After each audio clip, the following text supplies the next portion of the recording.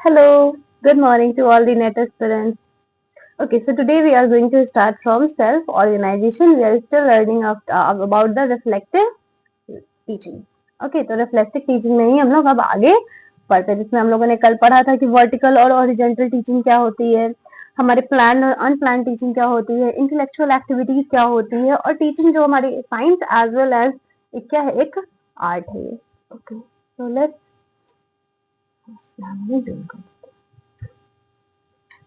Self organisation की बात करते हैं।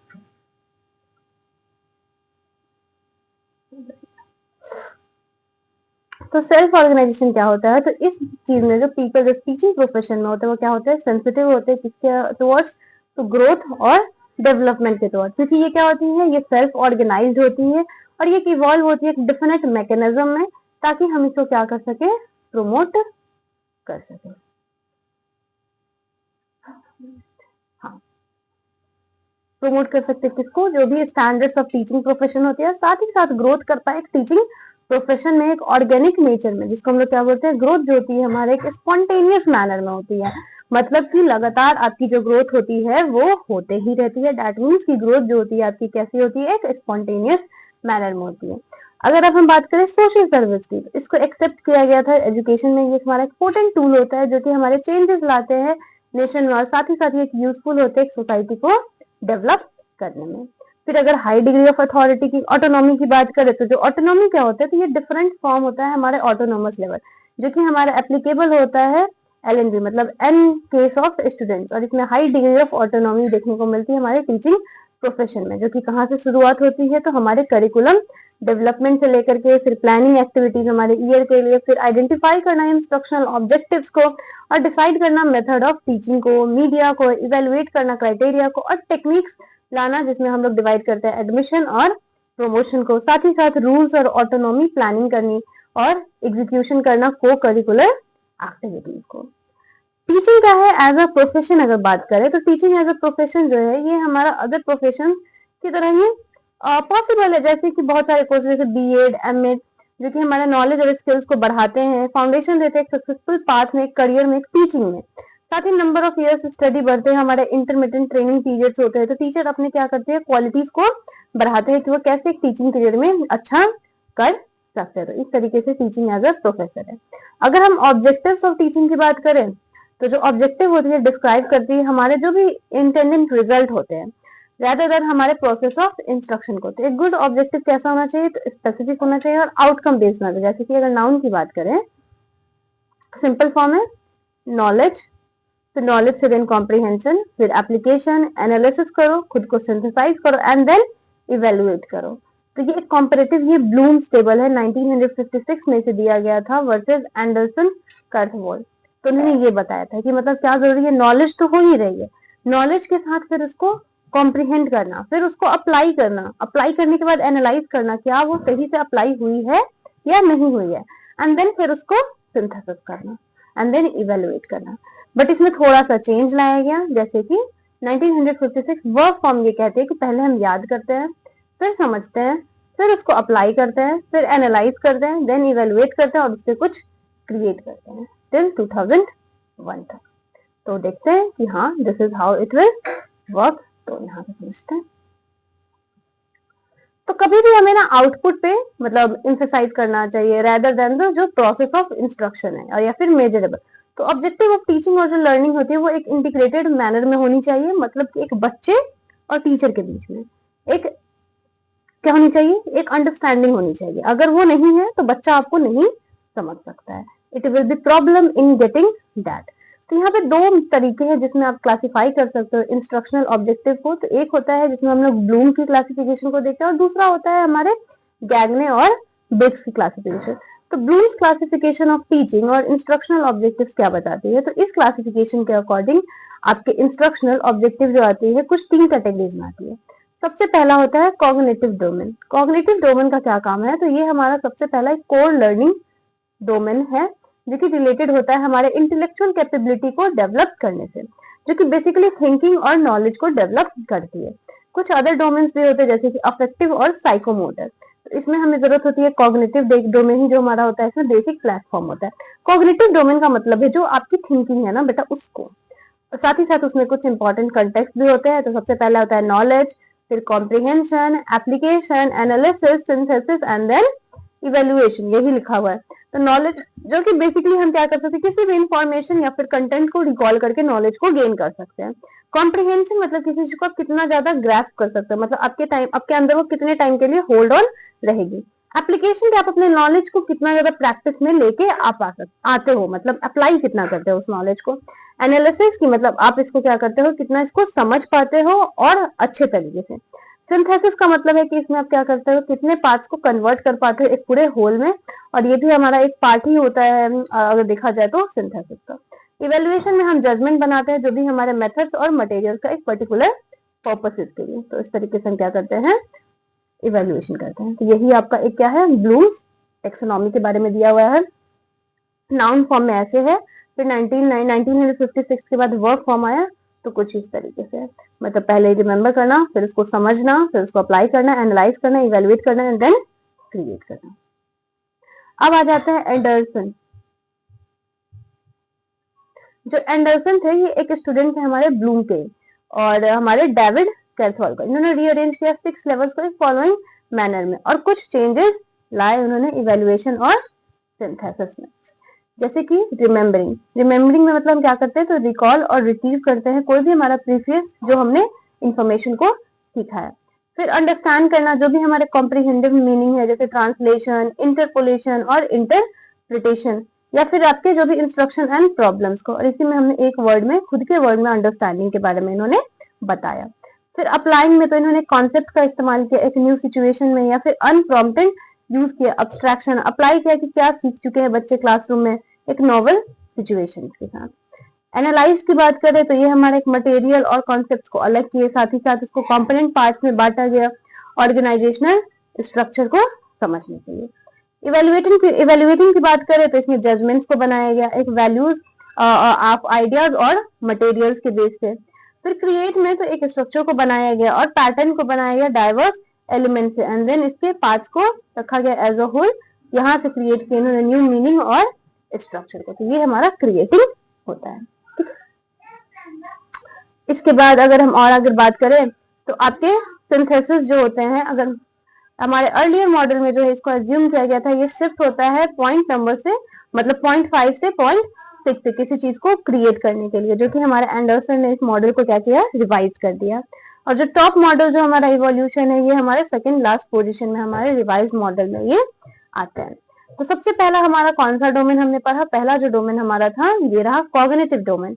कॉग्निटिव डोमेन मतलब हम कैसे किसी चीज को, अपने थिंकिंग को कैसे इंप्रूव करते हैं, तो इस प्रोसेस के थ्रू, और ये पिरामिड ऐसे ही चलती है। आप जो भी चीज समझते हैं अगर आप उसको एनालाइज नहीं करते, जैसे कि कोई टेस्ट देता है कोई बच्चा, तो आपको टेस्ट के बाद अपनी एनालिसिस बहुत जरूरी है, क्योंकि जब तक आप एनालाइज नहीं करोगे आप कहाँ पे लैग कर रहे हो, then how we will get to know कि आप नेक्स्ट टाइम इससे कैसे बेटर करोगे। तो आपकी एनालिसिस बहुत ही इंपॉर्टेंट एक पार्ट रोल प्ले करती है। अब आ जाते हैं इफेक्टिव डोमेन। इफेक्टिव डोमेन में क्या होता है, तो मैन जो है सिर्फ हमारा रेशनल नहीं बट कैसा होता है, इमोशनल भी होते हैं। तो अफेक्टिवली जो होती है क्लोजली लिंक्ड होती है हमारे इमोशन से, मोटिवेशन से, फीलिंग से, सिंपैथी। सिंपैथी मतलब किसी के दर्द को क्या करना, सहानुभूति देना है ना, एम्पैथी उसके दर्द को फील करना एज इट इज। फिर फेलो फीलिंग, विलिंगनेस, और इस चीजों में पार्टिसिपेट करना। तो ये कुछ हमारे कुछ सब्जेक्ट, इश्यू और नोशन के बारे में बताते हैं। तो जो अफेक्ट होता है इसको हम ट्रीट करते हैं किसके रिस्पॉन्स में, तो डिफरेंट सोशल, पॉलिटिकल और इकोनॉमिक इश्यूज के फॉर्म में एज ऑफ एटीट्यूड। तो एक जो इंडिविजुअल होगा वो डेवलप कर लेता है, जैसे ही नर्चरिंग उसकी होती है तो एक पॉजिटिव एटीट्यूड उस अंदर इंसान के अंदर आ जाता है, साथ ही साथ उसके अंदर इंटरेस्ट भी डेवलप होना शुरू हो जाती है। तो अफेक्टिव का और भी मतलब होता है कि वैल्यू करना क्या आपने सीखा, और अल्टीमेटली आप उस वैल्यूज को कैसे अपने डिसिप्लिन में ला रहे हो, मतलब way of your life, how it is getting changed. साथ ही साथ आपके स्टूडेंट में बेटर पार्टिसिपेशन और कुछ फॉलोइंग सब लेवल, जैसे कि रिसीव करना, रिस्पॉन्ड करना, वैल्यू करना, ऑर्गेनाइज करना और कैरेक्टराइजेशन। तो रिसीव में मतलब सबसे पहले तो विलिंग हो, मतलब क्या होना चाहिए, चाह होना चाहिए कि वो उस चीज को सुने। विलिंगनेस टू पार्टिसिपेट, पार्टिसिपेट करने का भी क्या होना चाहिए, चाह होना चाहिए। और वैल्यू मतलब विलिंगनेस टू इन्वॉल्व। ऑर्गेनाइज में तो एक आइडिया को देना, और कैरेक्टराइजेशन में तो क्या करना, अपने बिहेवियर को या फिर वे ऑफ लाइफ को चेंज करना। तो इफेक्टिव एजुकेशन जो होती है हमारे, एक लंबा समय होता है कि हम ऑब्जेक्टिव ला पाए, एक आइडियल एक बिहेवियर होती है, मतलब जैसे कि मेरे को बच्चे को क्या करना है कि वो अपने मन से सुने, ऐसा नहीं कि मुझे उसे प्रेशराइज करके किसी चीज को सिखाना है। तो ये बताया गया था हमारे अफेक्टिव डोमेन में। तो साथ ही साथ इंडिविजुअल का जो इमोशनल और रेशनल कंपोनेंट्स है ब्रेन का, वो भी क्या हो जाए, एक दूसरे से इंडिपेंडेंट और ऑपरेट करे सेपरेटली। और समटाइम्स ये हार्मोनी में काम कर सकते हैं। और जब भी कोई प्रॉब्लम या डिलेमा हो बच्चे को, जो जरूरत है डिसीजन लेने में प्रॉब्लम है, इमोशनल सेंटर जब ब्रेन में फंक्शन हो, तो यहाँ पे ये कैसे वर्कआउट करेगी। तो जो भी हमारे इमोशनल ब्रेन होते हैं, ये फंक्शन को स्टार्ट करते हैं। तो इस टर्म को हम लोग बोलते हैं इमोशनल इंटेलिजेंस, जिसको दिया किसने था, हमारे डेनियल कोलमैन ने। बहुत ज्यादा ब्लर हो गया आई थिंक शायद। तो इसको इंटेलिजेंटली क्या करना, डील करना और सिचुएशंस को फेस करना। तो एक इंडिविजुअल का जो अफेक्टिव बिहेवियर और लर्निंग होगा, वो इन्फ्लुएंस कर सकता है उसके इमोशनल इंटेलिजेंस और कॉग्निटिव लर्निंग को भी। मतलब जो आपकी बिहेवियर होगी और लर्निंग होगी, वो आपकी किससे अफेक्ट होती है, तो इमोशनल इंटेलिजेंस और कॉग्निटिव लर्निंग से। तो इसका जो इम्प्लीकेशन है वो हमारे एजुकेशनल प्रोसेस में आती है, कॉग्निटिव लर्निंग और इफेक्टिव लर्निंग के। अफेक्टिव फ्लैटनिंग भी होती है, काइंड ऑफ ये सिजोफ्रेनिया होती है। इसका मतलब होता है जो पर्सन है वो full range of emotional expressions को वो नहीं कर पा रहा है, जो कि दूसरे कर सकते हैं।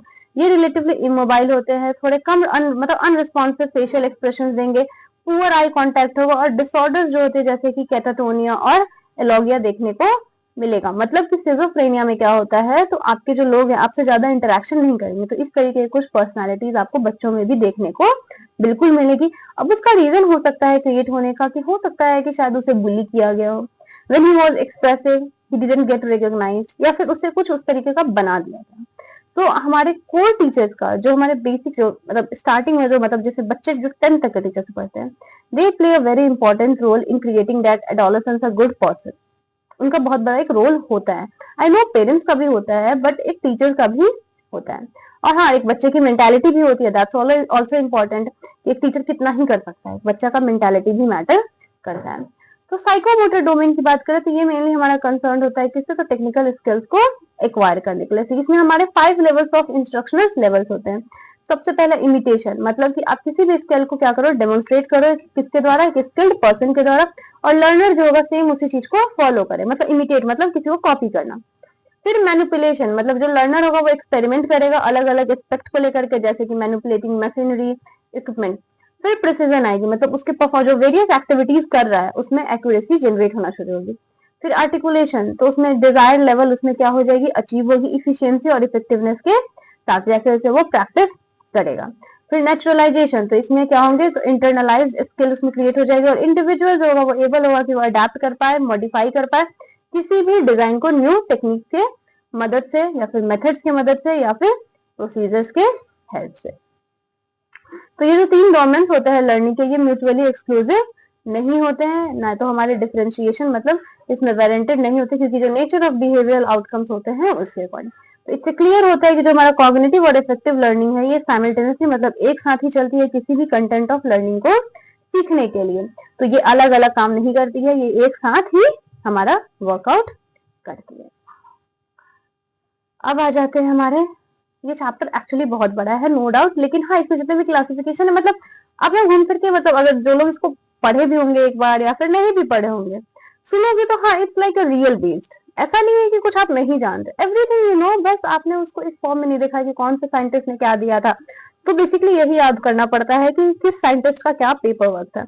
And this started by for my self, ये मैंने खुद के लिए स्टार्ट किया था, क्योंकि मैं बहुत सारी चीजों को इसमें भूल रही थी। तो आई थॉट कि अगर मैं इसमें 15 से 20 मिनट भी अगर मैं इस तरीके से पढ़ती हूँ, so I will remember it for a long term. ये मेरे लॉन्ग टर्म मेमोरी में जाकर के स्टोर होगी, ना कि शॉर्ट टर्म मेमोरी में।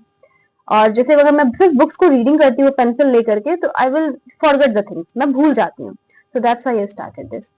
अब आ जाते हैं Gagne and Briggs classification of teaching and instructional activities. तो इस क्लासिफिकेशन के अकॉर्डिंग जो हमारे लर्निंग आउटकम्स थे वो हमारे कुछ कैटेगरी, जैसे कि इंटेलेक्चुअल स्किल्स में आते हैं, कॉग्निटिव स्ट्रेटेजीज में आते हैं, वर्बल इंफॉर्मेशन में, मोटर स्किल्स और एटीट्यूड्स। जो आपके इंटेलेक्चुअल स्किल्स होते हैं, ये स्किल्स जो होते हैं आपके काफी ज्यादा क्रूशियल होते हैं इन्वायरमेंटल को डील करने के लिए, साथ ही साथ आपके कॉन्सेप्ट ऑफ लर्निंग के लिए, रूल लर्निंग के लिए और प्रॉब्लम सॉल्विंग के लिए।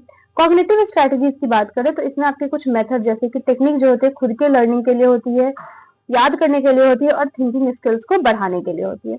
वर्बल इंफॉर्मेशन जो होती है ये क्या करती है, ऑर्गेनाइज करती है बॉडी को एक नॉलेज के लिए और एक इंडिविजुअल इसको एक्वायर करती है। मोटर स्किल्स जो होती है ये बेसिकली हमारे इमोशंस को कैरी करती है, मतलब जो भी हमारे ब्रेन के अंदर, नर्वस सिस्टम के अंदर और मसल जब साथ में काम करते हैं। एटीट्यूड की बात करें तो ये इंटरनल स्टेट ऑफ हमारा क्या होता है, इंडिविजुअल एक होता है। तो इन्होंने टीचिंग और इंस्ट्रक्शनल ऑब्जेक्टिव को क्या किया, क्लासिफाई किया कुछ इस तरीकों से। एक मिनट, और भी एक और फाइल है कि मेरे पास, मिनट, डाउनलोड नहीं होनी चाहिए, वाइट स्मार्टफोन कहाँ गया, टीचिंग एप्टीट्यूड। ठीक है, इसके बाद एक काम करते हैं, नेक्स्ट क्लास में करते हैं कवर अप। इसकी फाइल शायद इसमें अभी नहीं है, मुझे डालनी होगी, तो बीच में डिस्टर्ब करने से अच्छा है मैं इसको आगे फर्दर नेक्स्ट क्लास में कैरी ऑन करती हूँ। आई होप टीचिंग एप्टीट्यूड समझ में आ रहा है। मतलब ये बेसिकली क्या है ना कि बच्चों से डील करने का तरीका बताया जा रहा है कि हाँ, आप में इसमें टर्म्स आएंगे जैसे कि एग्जाम्पल आ जाते हैं कि क्या व्हाट इज ऑर्गेनाइज, मतलब इसी को एक ये में सीरीज में समझाओ कि गैगने और ब्रिक्स का क्लासिफिकेशन क्या कहता था। इंटेलेक्चुअल स्किल पहले आएगा, मतलब क्रोनोलॉजी, क्रोनोलॉजी बेस्ड क्वेश्चन बहुत ज्यादा आते हैं, सबसे ज्यादा। मैं भी इसी में फंसती हूँ, क्रोनोलॉजी में ही, क्योंकि कौन सबसे पहले ऊपर वाले नंबर पे रहेगा एंड कौन सेकंड, तो इस तरीके से क्वेश्चन आपके रहते हैं सीरीज में और बहुत सारे होते हैं। ठीक है, so okay, see you in the next lecture. Bye. Have a good day to you.